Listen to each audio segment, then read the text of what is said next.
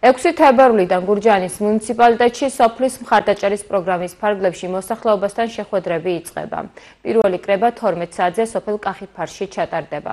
პრიორიტეტებს თავად მოსახლეობა შეარჩევს. წელს სოფლის მხარდაჭერის პროგრამით გურჯაანის მუნიციპალიტეტისთვის 520,000 ლარი არის გამოყოფილი. ეს გურჯაანის მუნიციპალიტეტზე სოფლის პროგრამით გამოყოფილია 520,000 ლარი. თანხა გადანაწილებულია სოფლებზე რაოდენობის მიხედვით.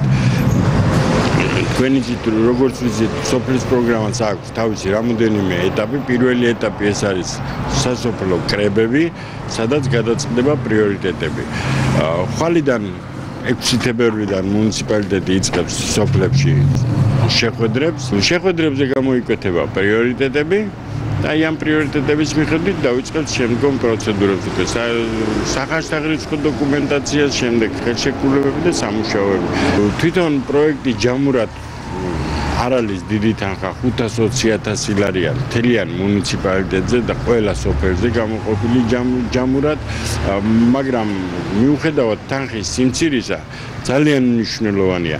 აი ამ ზუსტად ეს ის თანხებია, რომელსაც გვარდება ის წვრილმანი პრობლემები, რომლებისთვისაც ხშირ შემთხვევაში არ მიგვიწდება ხელი, რომელსაც გაერთიანებებიც შეუძლებელია და ვერ მივდივართ აი ამ წვრილმან პრობლემებამდე, რომელიც მოსახლეობაზე ასახული.